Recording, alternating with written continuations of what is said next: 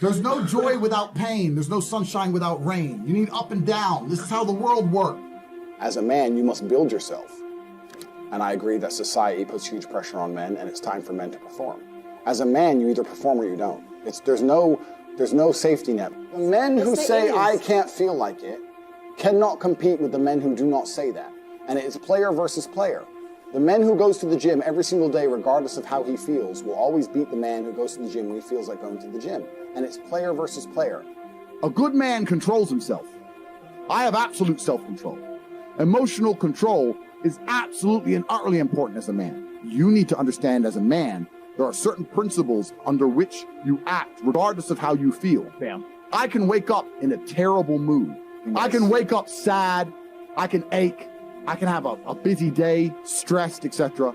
I will complete the same tasks as if I woke up in a fantastic mood. I'll do the same things because how I feel has no bearing on the things I'm going to do with my day because I have duty to myself. There is no light without dark. You will not appreciate your six-pack unless you didn't have one and you had to earn it. That's how the world works. So when I talk to these dudes like, oh, but it's, you know what, Tate, yeah, I agree, but you know, it's hard. It's hard. Of course it is. It's supposed to be. And if you're not cut out for it, then fuck off and live a normal existence and die. Sit there, letting other men enjoy the spoils of being a man and fucking die. If that's what you want to do, is just sit there and exist and then fade into history unremembered. That's your decision. If you want to level up your character, then you need to get out here and do it. You need to be around brave men. You need to get some balls. You need to get your network together. You need to be paying attention, listen to the truth, humble yourself, stop sitting there with an ego. That's the game. But I made myself this way.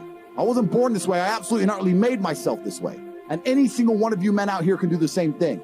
I was always looking for, I wouldn't say happiness or contentment, but I was always looking to try and break out of the 9 to 5, just the normal monotony of day-to-day life. I think that men have a very unique life path, and it's very difficult to try and achieve status as a man. It's not easy to stand out from the crowd. And even what women expect of an important man, you need to be smart, charismatic, intelligent, strong, have a nice car, nice apartment, good network, good friends. You need to be able to handle stress. You need to be competent. There's so many things you need to be able to do. It's difficult for a young man to even have all these things. You need to start leveling up your mentality, your spirituality. You need to level up your ability, physicality. There's so many different ways you can level up, like a video game character, right? Once you have all the unlimited money, you can then start ticking all the stats boxes. Knowledge. When guys say to me, okay, well, how do I make women respect me? I say, well, how do you respect yourself? That's the first thing. No one's going to respect you if you don't respect yourself.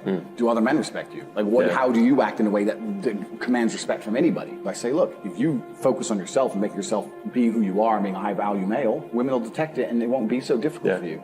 You have to respect yourself first. And how does a woman respect a man? When she sees that he respects himself and other men respect him. You need to understand that the world you live in as a man, in my personal view, has been very purposefully constructed. It's been constructed in a way to destroy your masculine power. And the future of the world, especially in the West, is a further encroachment on your sovereign ability, your sovereign thoughts, your base instincts, the things that make you happy. Absolutely nobody is concerned with male happiness on any level. They don't want you to be happy. They want you to be miserable, a miserable slave in a tax bracket. And you have to understand this. And the only way you can combat against it is to take significant action. You have to take significant action. You have to use the internet. It's the tool they're using. The internet is the tool they're using to brainwash the masses. You need to combat it and use their own tool against them to seek out the kind of information, knowledge, and friends that you need to have around you. You're going to be the sum of the 5 people you spend the most time with. So that, if everyone understands that, as an intelligent person, you're going to be extremely careful and you're going to curate heavily the 5 people you hang around with. So you need to be aware of what's happening around you, and you need to curate for yourself a social network of people who understand that and are doing their best to combat that. That is the most basic imperative of the masculine frame, which has been destroyed in real time. They are trying to convince you that you should act how you feel. You should show more of your feelings. If you feel this way, you should show it. If you want to cry, cry. Look, I have no problem with guys crying. What I'm saying is the reason they're trying to bring out emotionality in you is most of the time you don't feel like doing the things you're supposed to do. But the true masculine frame throughout history was doing the things they didn't want to do, but they knew they had to do because they had honor and duty. When you remove self-control from men, not only do you get emasculated weak men, but what you also get is very dangerous men. There are actually far less genuinely high-value men than there are pretty girls. You can go to any club in any country in the world. I've been to 72 countries. You can go to any club in any country in the world and see pretty girls. If you're going to find a young, in shape, smart, tall, intelligent, rich man, it's extremely difficult to find. And that man has options. He has more options than a beautiful girl. And I'll tell you something. There's always been a large proportion of men in the world who made the choice to stay where they are. And life for them wasn't that bad.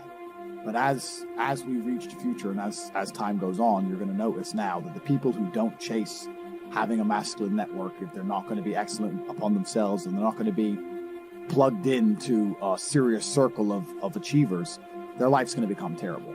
You could just be a normal dude, and your life really wasn't that bad. But now we live in a situation where you just can't just be a normal dude anymore. Being a normal dude is no longer an option. So as a man, you have to be doing something to try and improve your status. There's lots of different ways to do it, right? But if you're a man with truly no status in society, now it's hard. Yeah. It's really hard. So you have to understand that as a man, you got to gear your life in a certain way. One of the easiest ways to get status is who you know, right? A lot of it's networking, and if you know the right people, you can get some status, at least off of them, to some degree. Every single man on earth with enough work can become one. That's the counter side, right? So there is hope at the end of the tunnel, but you got to get up and do it. You know what I truly think a high-value man is? Okay, it's a few things, right? So there's the obvious evolutionary triggers. The easiest way to be a high-value man is a man who's capable of violence. If you look at it from a biological trigger, it doesn't matter if he's got muscles or he's big or he's tall or whatever. Women understand from a biological perspective, they like a man who can fight. Yeah. It doesn't matter if your man had money, a Ferrari, everything, but if you knew for a fact that any dude stepped to him, he'd get sparked, you wouldn't want him, right? So that's the first thing. We're suffering from cowardice. We talk about all the problems in the world. It's easy to talk about them all. But you could narrow them all down to the exact same thing. Cowardice, masculine cowardice, all of it. All of this is masculine cowardice. That's all it is. And you're not going to be able to imitate being a G. You have to go out there and you have to suffer as a man. You got to go through trauma to be a G as a man. Too many dudes out here are trying to imitate.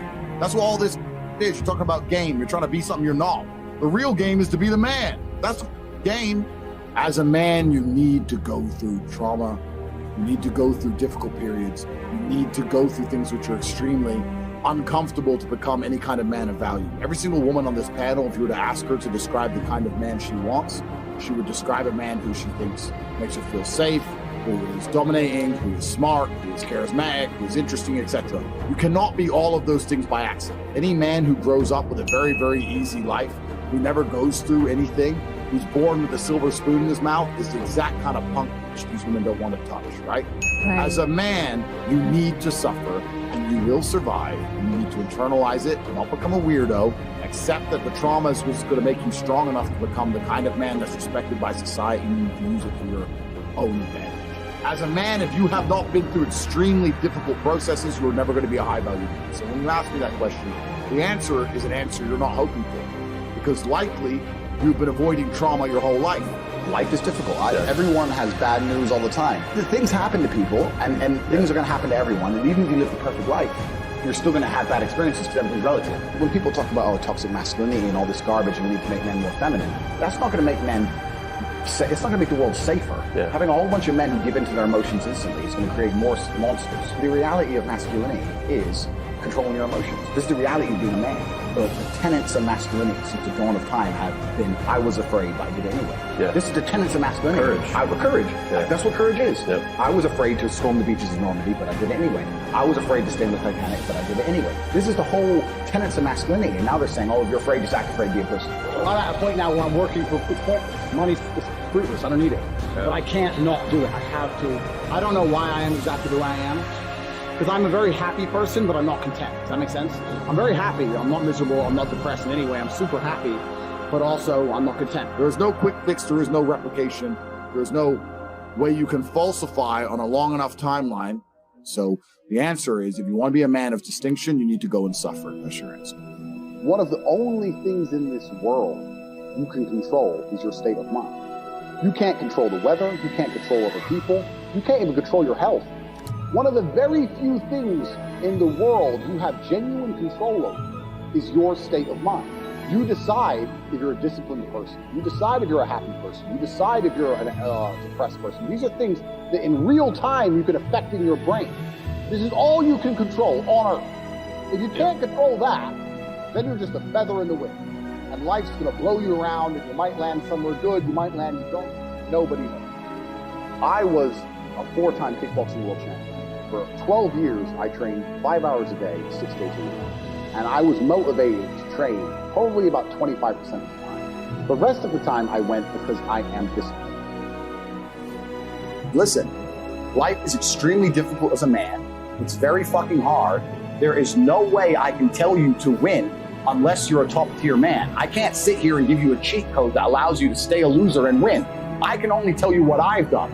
I became extremely wealthy, I became extremely capable, I became extremely smart, I developed a vast network of individuals that nobody wants to mess with, and I set up a life that makes me difficult to damage. The world you now live in is so competitive that if you're not a competitive male, you're going to be perma-depressed. You don't have a mental disease. You're just in a competitive environment and you are losing. You need to become a competitive person. There's no easy way. It's going to be hard, it's going to suck. But if you get to top G, the name, if you get there, it's a life worth living. Chess is a fantastic game because in the game of chess, there's no luck. If you lose, no matter how well you play, if you lose, at some point you made a mistake. It is the most minor mistake, you made a mistake. So you learn to understand that no matter what happens to you, if you lose a scenario, you made a mistake. Maybe it's a tiny one, maybe it was 2 years ago, whatever, but you made a mistake. And you learn absolute and utter accountability for yourself. And that mentality is extremely powerful to apply to all things in life. So I take the good with the bad. I take all responsibility for absolutely everything, including if a woman leaves me, if a woman stays, if I end up heartbroken, if I end up filled with rage, I take responsibility for that. If something happens to me that makes me enraged, I will take responsibility. Why has this happened to me? Why do I feel this way? How did I end up in this position? Is this healthy in this scenario? And sometimes it is. I've had scenarios in my life where I was prepared to die to protect somebody else, and I was enraged, and it was healthy. I've also had times where I'm in a room by myself, enraged, sitting there going, this is no good for anybody. I need to just calm the fuck down. So emotions are feedback, but stoicism is the ability to process it. And that's what you need to learn as a man. You're never gonna be able to turn them off. You're gonna feel them. You have to learn how to process them and turn them into a positive. It's energy, it's unlimited energy. I say this all the time. I say that the biggest periods of transformation in my life is when everything was going wrong. When my life was going good, I'm not a hedonistic person. I don't do drugs. I don't gamble. I don't do prostitutes. I don't do anything that hedonistic. But I'll certainly go on the yacht with a bunch of women I know and chill and have some vodka.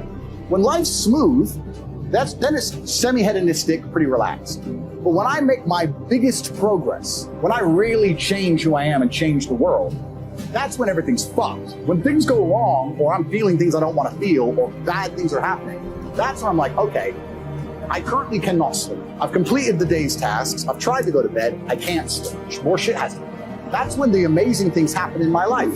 When I was heartbroken, I hit the gym harder, right? If something goes wrong with your payment process, that's when you get fucking inventive. That's business, right? That's when you get inventive. So all the bad things that happen to you as a man, if you're stoic, you get to take unlimited energy.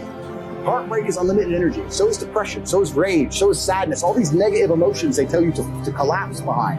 It's like Bruce Lee says, be like water. And people see that as be fluid and just go with the flow. I disagree. If you're like water, you are necessary for life. You are scary when you're enraged. You're powerful. You're beautiful when you're calm. You're so many things when you're like water, right? So if I'm enraged, it's like water behind a dam. You just got to put the dam in place. And you got to get the turbo, the hydroelectrics, but don't tsunami your life. Put the energy somewhere. And this is the most beautiful thing about it, because people message me all the time like, oh, but Tate, you don't know how sad I feel. No, incorrect. I know exactly how sad you feel. The difference is I used it. And you're sitting here still crying, some random guy on email for the fucking 3rd month in a row. That's the difference between you and me, my friend. I was becoming a world champion kickboxer. People often talk about depression and say I don't understand it. I will say, listen, there's been times in my life where I was fully functional as an adult. I would never label myself depressed because I don't believe in the idea of labeling myself in the negative, because I don't believe in things that take power from me. But there's been times in my life where I didn't give a fuck if I lived or died. There were times in my life where I went to fight a man for money, and I didn't give a shit if I lost and even woke up again. Didn't give a fuck. I had nothing worth living for. I was brokey, didn't have a girlfriend, didn't have any fucking money. Got a 2-day call to fight some world champion. Had to lose 10 kilos in 2 days. Had nothing else going for me. Got on a plane to Dagestan and fucking won. I say this all the time. I say the best things that ever happened to me are the worst things that ever happened to me. All the trauma and bullshit I've been through in my life are the best things that ever happened to me. Because as a man, if you've not had a difficult life, you cannot be good at being a man. Being a good man and being good at being a man, they're two slightly different things. But to be good at being a man, you need to have been through so much shit that when the Matrix deletes your entire life from the internet and starts lying about you at mass, and people start doing protests wanting you fucking hung, and they're looking for your family members, and reporters start calling every ex-girlfriend you've ever had, trying to convince them and bribe them to lie, to come out and say you're something you're not, when they're genuinely out to put you in jail, that you can sit there and be focused and stoic enough to go, you know what? Okay, that's the chessboard. What's going to happen? Who's trying to shoot me right now? Nobody. Okay, so it's better than it was a couple years ago. Okay, you're never going to be capable as a man if you've not had trauma. The best men ever have had trauma. If you call a police officer, you need a brave police officer. He ain't going to be brave unless he's been through shit. Yeah. And this is what I say. People email me their long lists of all the bad things that happened to them, and I reply, fantastic. You are so lucky. You have all the building blocks to become the exact kind of man you want to be. If none of this shit happened to you, when something else bad happens to you later, you wouldn't be able to deal with it. Fantastic. And he goes, no, but you know, this. He replied again with more excuses. He said, why are you making excuses? I just told you what happened to you is a good thing. You need to reframe your mind. Bad things happened to Batman. They killed his parents. Do you understand? That's why he's Batman. You've just told me you have the building blocks to become you might become top G when I retire. Fantastic. What are you complaining about? He goes, well, what do? I said, you need to work. Take all that trauma. If you're truly heartbroken, my friend, and we've all been there as men, if you're truly heartbroken, you can't sleep. That means you're going to get in fantastic shape. You better hit the gym. Get rid of your excuses. Stop defending the thing that's ruined your life and get to fucking work.